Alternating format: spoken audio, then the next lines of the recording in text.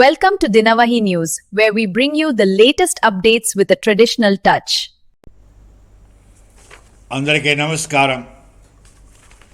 మా దినవహి న్యూస్ ఛానల్కి స్వాగతం, సుస్వాగతం. రాజకీయం అంటే అధికారం కాదు, అదొక బాధ్యత. రాజకీయం అంటే అంకిత భావం. కానీ నేడు మనం చూస్తున్నది ఏమిటి? ప్రజల నమ్మకాన్ని తాకట్టు పెట్టి తప్పుల మీద తప్పులు చేస్తూ మళ్ళీ ప్రజాక్షేత్రంలో నీతులు చెప్పి నైతికత ఎక్కడిది మీకు? ఎవరిచ్చారు ఆ అధికారం? తప్పుల మీద తప్పులు చేస్తూ నైతికత గురించి మాట్లాడే అధికారం కానీ హక్కు కానీ మీకు ఎవరిచ్చారు? ఏ ప్రజలు ఇచ్చారు మీకు? బొత్స సత్యనారాయణ గారు నాడు ఉమ్మడి ఆంధ్రప్రదేశ్లో ఒక ప్రపంచ స్థాయి కార్ల కంపెనీ ఆంధ్రప్రదేశ్ రాష్ట్రానికి వస్తుందని చెప్పి ఆశపెట్టి ఆ Volkswagen, Germany company Volkswagen ఆంధ్రప్రదేశ్కి వస్తుందని చెప్పి ఆశపెట్టి ఆ పేరుతో 10 నుంచి 11 కోట్ల రూపాయలు ఒక డొల్ల కంపెనీ, వశిష్ఠ వాహన్ అనే డొల్ల కంపెనీకి పే చేసిన కుంభకోణం గుర్తుకు లేదా? బొత్సగారు ఒక బాధ్యతాయుతమైన మంత్రి పదవిలో ఉండి రాష్ట్ర ఖజానాకు గండి కొట్టిన ఆ పాత చరిత్రను ప్రజలు మర్చిపోతారని అనుకుంటున్నారా? బొత్స సత్యనారాయణ గారు మర్చిపోరు, ఎటువంటి పరిస్థితుల్లో మర్చిపోరు. ఫోక్స్ వ్యాగన్ రాలేదు సరికదా, ఆ పరిశ్రమ రాని కారణంగా ఆంధ్రప్రదేశ్ రాష్ట్రానికి పారిశ్రామిక అభివృద్ధి కుంటుపడింది. ఆ రోజుల్లో 10 కోట్లు ఆవిరైపోయాయి. కానీ మీ వైఫల్యం రాష్ట్ర పారిశ్రామిక భవిష్యత్తుకి దెబ్బతీసింది. అలాంటి నాయకులు ఈరోజు ప్రజాహితం గురించి మాట్లాడుతుంటే చాలా హాస్యాస్పదంగా ఉంది. ఇది ప్రజల్ని వెక్కిరించడం కాదా బొత్సగారు? మీ విశ్వసనీయత గురించి మాట్లాడాలంటే మనం కొంచెం వెనక్కి వెళ్ళాలి. 2005వ సంవత్సరం ఆంధ్రప్రదేశ్ ఉమ్మడి రాష్ట్రంలో ఆ రోజు మీరు పరిశ్రమల శాఖ మంత్రిగా పనిచేశారు. ఆ పరిశ్రమల శాఖ మంత్రిగా పనిచేస్తూ మన రాష్ట్రానికి, ఆంధ్రప్రదేశ్ రాష్ట్రానికి ప్రపంచ ప్రఖ్యాతిగాంచిన ఫోక్స్ వ్యాగన్ కార్ల కంపెనీ వస్తోంది. అందుకు ఈక్విటీ షేర్ కింద ఒక డొల్ల కంపెనీ, అప్పుడు డొల్ల కంపెనీ వశిష్ఠ వాహన్ అనే కంపెనీకి 11.67 కోట్ల రూపాయలు పే చేయాలి అని చెప్పి మీ డిపార్ట్మెంట్ ద్వారా పే చేయించారు. గుర్తుందా బొత్స సత్యనారాయణ గారు? మీకు ఏమైంది? పే చేసిన తర్వాత ఫోక్స్ వ్యాగన్ వచ్చిందా? ఆ కంపెనీ రాలేదు సరికదా. ఈ పే చేసిన 11.67 కోట్ల రూపాయలు ఎక్కడికి వెళ్ళాయో ఎవరికీ తెలియదు. ఆ వశిష్ఠ వాహన్ కంపెనీ ఏంటో ఎవరికీ తెలియదు. ఈరోజు వరకు దానికి సమాధానం లేదు, జవాబు లేదు. బొత్సగారి దగ్గర నుంచి లేదు, అప్పటి మంత్రులు ఎవరి దగ్గర నుంచి లేదు, అప్పటి ప్రభుత్వం దగ్గర నుంచి లేదు. కానీ ఇదే బొత్సగారు ఇప్పుడు నీతులు చెప్తున్నారు, ప్రజాహితం గురించి మాట్లాడుతున్నారు. ఏంటి ఆయన విశ్వసనీయత? ఆ డబ్బు ఏమైందో ఆయన చెప్పలేదు ఎంతో ఈరోజు వరకు. ఆ డొల్ల కంపెనీ ఏమైందో ఈరోజు వరకు చెప్పలేదు. కానీ ఈరోజు చాలా పెద్ద పెద్ద మాటలు మాట్లాడుతున్నాడు ఆయన.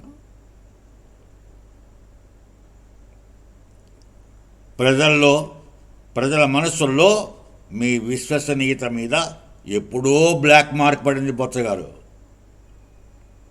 11.67 కోట్ల రూపాయలని కాపాడలేని మీరు ఈ రాష్ట్ర భవిష్యత్తుని ఎలా కాపాడగలరు? ఈరోజు వరకు అది అన్సాల్వ్డ్ క్వశ్చన్ కిందే మిగిలిపోయింది బొత్స సత్యనారాయణ గారు.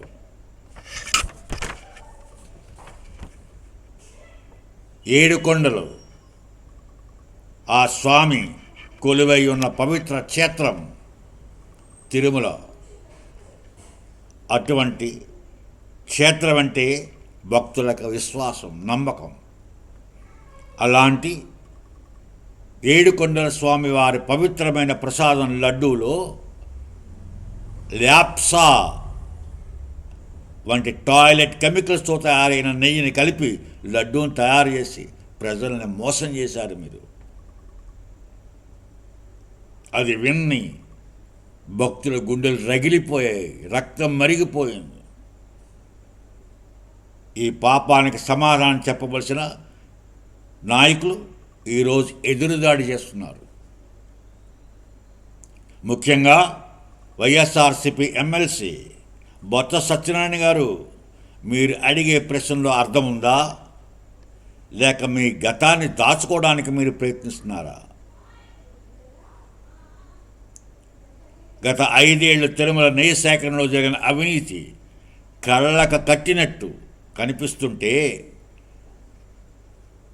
మిమ్మల్ని ఎలా నమ్మాలి?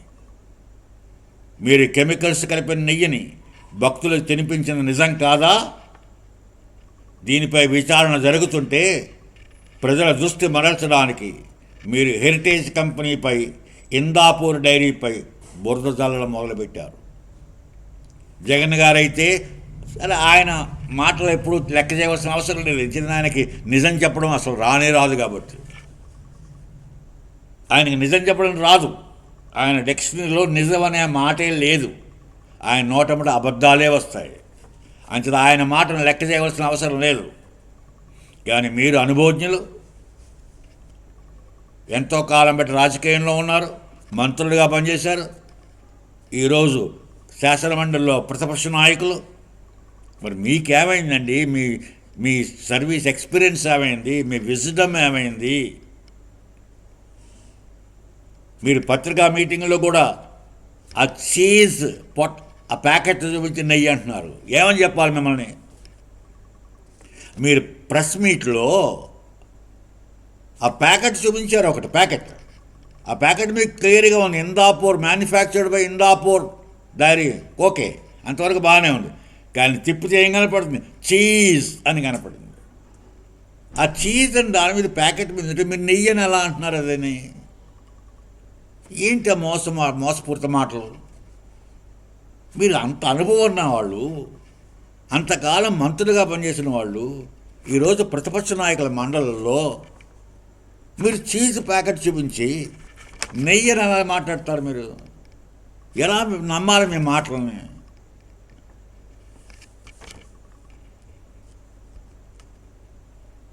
ఆధారాలు లేకుండా మాట్లాడితే రేపొద్దు న్యాయస్థానాలు మీకు ముట్టికాయలు ముడతాయి, అది ఖాయం. ఆల్రెడీ హెరిటేజ్ సంస్థ మీకు లీగల్ నోటీస్ ఇచ్చింది. అలాగే సాక్షి పేపర్ మీద కూడా ఈరోజు high court judgment, Delhi high court judgment ఇచ్చింది. ఎంత ఘోరాతిఘోరంగా చివాట్లు పెట్టింది సాక్షి పేపర్ని, సాక్షి టీవీ ఛానల్ని, పేపర్ని కూడా. అయినా మీకు బుద్ధి రాలేదు, బుద్ధి రాదు. ఎంచేదంటే వైఎస్ఆర్సీపీలో జాయిన్ అవ్వడానికి జగన్ గారు 2 కండిషన్లు పెట్టారట. ఒకటి, మీరు కంపల్సరీగా అబద్ధాలే మాట్లాడాలి, నిజం మాట్లాడడానికి కుదరదు ఇక్కడ. అది ఫస్ట్ కండిషన్. ఆ కండిషన్లో పాస్ అవుతూనే తర్వాత మీ దగ్గర ఎంత డబ్బు ఉంది, ఎంత ఖర్చు పడి తర్వాత విషయం. మొట్టమొదటి కండిషన్ పాస్ అవ్వాలి. ఆ కండిషనే అబద్ధాలు చెప్పాలి. దాంట్లో మీరు కూడా జాయిన్ అయిపోయారు. మీరు కూడా పండితులు అయిపోయారు. బొత్సగారు మీ ఎక్స్పీరియన్స్ని, మీ విజడమ్ని పూర్తిగా వదిలేశారు గాలికి. ఆ గుంపులో మీరు కలిసిపోయారు, అబద్ధాల గుంపులో. మీ కర్మ. ప్రజలు నవ్వుకుంటున్నారు. మీ ప్రెస్ మీట్లు, మీ స్టేట్మెంట్లు, శాసనమండలిలో మీరు మాట్లాడే మాటలు, ఇవన్నీ విని ప్రజలు నవ్వుకుంటున్నారు. బొత్స సత్యనారాయణ గారు అందులో పవిత్రత గురించి మాట్లాడితే ఇంకా నవ్వుకుంటున్నారు. నీతుల గురించి మాట్లాడితే నవ్వుకుంటున్నారు. మీరు మాట్లాడుతుంటే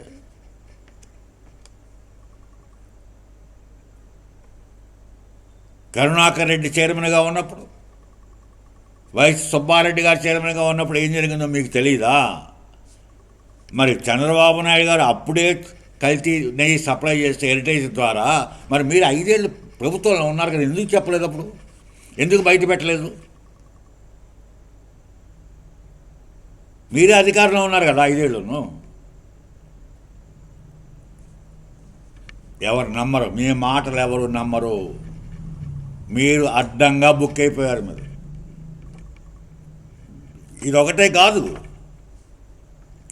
తిరుమల తిరుపతి దేవస్థానాన్ని చేసిన మోసమే కాదు మీరు, మీ వల్ల అదొకటే మోసం, ఒకటే బయటపడలేదు, ఇంకోటి కూడా బయటపడింది. పింఛన్లు, ఎన్టీఆర్ భరోసాలు ఇప్పుడు పేరెట్టానికి, ఇదివరకు మీరు వైఎస్ఆర్ అని ఏది పేరు పెట్టారు? ఏదైతే వృద్ధులకి ఇచ్చే పింఛన్లు, వికలాంగులకు ఇచ్చే పింఛన్లు, వితంతువులకి ఇచ్చే పింఛన్లు, వీటిల్లో ఎంత గోల్మాల్ జరిగింది నిన్నే బయటపడింది. 1,40,000 lakhs 1.40 లక్షల వికలాంగుల అర్హత లేని వాళ్ళకి మీరు పింఛన్లు ఇచ్చారు, మీ వాళ్ళకి. అలాగే మీ 5 సంవత్సరాల పరిపాలనలో లక్షలాది కోట్లు, 1 కాదు 2 కాదు 3 కాదు, లక్షలాది కోట్ల రూపాయలు అప్పు చేశారు. అది ఇప్పుడు రోజు వడ్డీ కట్టుకోవాల్సిన పరిస్థితుల్లో ఈరోజు వరకు 19 నెలలు అయింది ఈ ప్రభుత్వం వచ్చి, పింఛన్లు ఇవ్వలేకపోతుంది. కొత్త పింఛన్లు ఒకళ్ళకి ఇవ్వలేదు ఈ ప్రభుత్వం వచ్చి. ఎందుకు ఇవ్వలేదని ఎంక్వైరీ చేస్తాం మేము. ఎంక్వైరీ చేస్తే బయటపడింది ఏంటంటే, మీరు చేసిన అప్పులకు వడ్డీ కట్టుకోవడానికి ఆదాయం సరిపోవట్లేదు, దానివల్ల కొత్త పింఛన్లన్నీ ఆగాయి అని బయటపడింది కారణం. అంటే మీ వల్ల పింఛన్లు పోయాయి, మీ వల్ల తిరుమల తిరుపతి దేవస్థానం పవిత్రత భక్తుల నమ్మకాన్ని మమ్ము చేశారు. మీరు చెయ్యంది ఏంటి? ఇంకా ఆంధ్రప్రదేశ్ రాష్ట్రానికి మీరు చెయ్యని నష్టము, ఆంధ్రప్రదేశ్ రాష్ట్రాన్ని మీరు చెయ్యని మోసం ఏంటి చెప్పండి బొత్స గారు?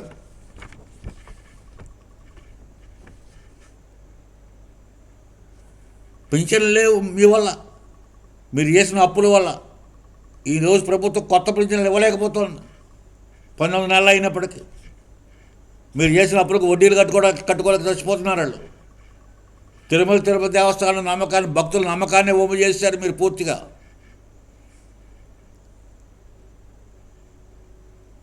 దేంట్లోనండి మీరు కల్తీ, మద్యం కల్తీ, అన్నీ కల్తీ, గనులు, భూములు, అన్ని స్కాములు కాకుండా హత్యలు. మీరు రంపచోడవరం ఎమ్మెల్సీ హత్య సుబ్రహ్మణ్యం డ్రైవర్ది, పైగా డోర్ డెలివరీ హత్య నేనే చేశాను అని తీసుకెళ్ళి సవాల్ తల్లిదండ్రులకు అప్పచెప్పాడు ఆయనే, ఎమ్మెల్సీ. ఎంత చూడండి, ఎంత గౌరవం. ఒక్క ఇరిగేషన్ ప్రాజెక్ట్ లేదు మీ 5 ఏళ్ళు. పోలవరం పడుకోబెట్టారు, అమరావతిని చంపేశారు, వైజాగ్ని తినేశారు. ఏదండి మీరు 5 ఏళ్లలోనూ మీరు చేసిన బొచ్చగారు? పైగా మీరు నీతులు చెప్తున్నారా? ప్రజాహితం గురించి మాట్లాడుతున్నారా? అర్థం ఉండాలండి. మీ అనుభవం ఏమైంది?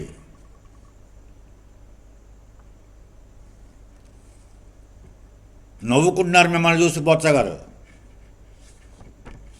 గుర్తుంచుకోండి, మీరు ఓటు వేసి వేలికి మచ్చ మాత్రమే కాదు, మీరు తప్పులను ఎండగట్టే సత్తా కూడా ఉంది ఆ వేలికి. గతాన్ని మర్చిపోవడానికి ప్రజలకు అల్జీమర్స్ అనే వ్యాధి ఏం లేదు. ఏ ప్రజలకి లేదు అల్జీమర్స్. మోసపూరిత మాటల కాలం చెల్లింది. మీ మాటలు ఎవరు నమ్మరు. అభివృద్ధి లేని పబ్లిసిటీ, మీ ఎదురుదాడులని నమ్మి ఏ ప్రజలు మీకు ఓటేయరు. బొత్స సత్యనారాయణ గారు. ప్రజలే మీరు చేసిన పాపాలకు తీర్పు చెప్తారు. జాగ్రత్త. ప్రజల పిచ్చోళ్ళు కాదు.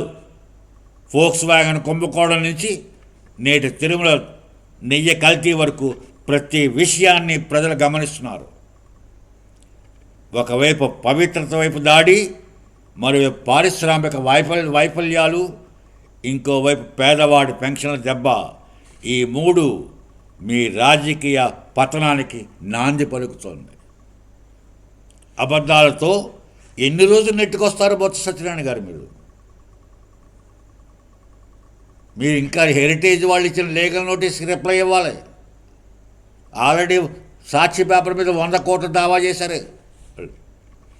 మీ మీద ఇంకా ఎన్ని కోట్ల రూపాయలు దావా పడుతుందో చూసుకోండి బొత్స సత్యనారాయణ గారు.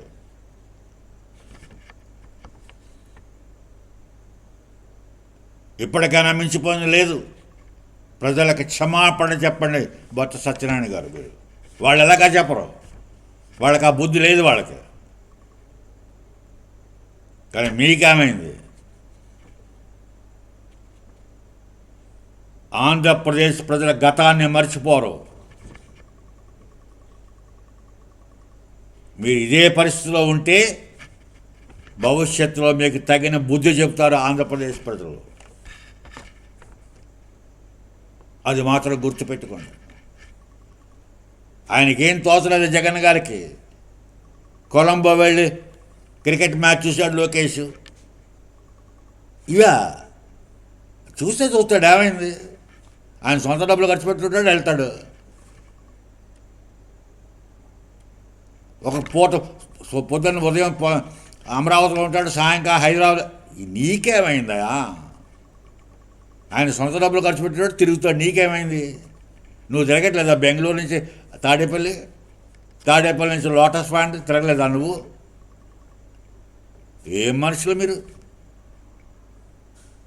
ఏదో ఒక విమర్శ చేస్తే దానికి కామన్ సెన్స్ ఉండాలి, మీకు నిజాయితీ ఉండాలి. అందుకే మీ పార్టీ భవిష్యత్తు లేదు ఇంక మీ పార్టీకి. No future at all.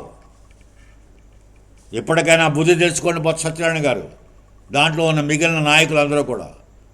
ఎంత తొందరగా మీరు ఆ పార్టీ నుంచి బయటకు వస్తే మీ రాజకీయ చరిత్ర నిలబడుతుంది, లేకపోతే మీ రాజకీయ చరిత్ర కూడా క్లోజ్.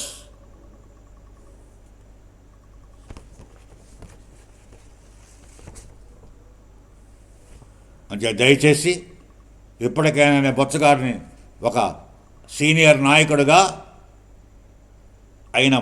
సీనియర్ నాయకుడైన బొత్స సత్యనారాయణ గారిని కోరుతున్నాను. మీ తప్పు తెలుసుకోండి, నిజాలు మాట్లాడండి, మీ వ్యక్తిత్వాన్ని గౌరవాన్ని తెచ్చుకోండి, మీ ఎక్స్పీరియన్స్ని గౌరవించండి. ముందు మీరు గౌరవించండి. మీరు గౌరవిస్తే ప్రజలు గౌరవిస్తారు మీ ఎక్స్పీరియన్స్ని, మిమ్మల్ని కూడా. అలా మీ తప్పుని మీరు గుర్తించి ప్రజలకు క్షమాపణ చెప్పి నిజాలు మాట్లాడతారని ఆశిస్తున్నాను, అలా కోరుకుంటున్నాను. ఇక ప్రశ్న, ఇటు బొత్స సత్యనారాయణ గారి ప్రెస్ మీట్ విషయాలు కానీ, అటు జగన్ గారి ప్రెస్ మీట్ విషయాలు కానీ మనం నమ్మాలా అని దాని మీద మీ అభిప్రాయాన్ని కామెంట్స్ రూపంలో తెలియపరుస్తారని ఆశిస్తున్నాను, తెలియపరచాలని కోరుకుంటున్నాను. అలాగే మా దినమయ్య న్యూస్ ఛానల్ని అందరూ సబ్స్క్రైబ్ చేయాలని, బెల్ ఐకాన్తో సబ్స్క్రైబ్ చేయమని మరీ ప్రార్థిస్తున్నాను. జై హింద్.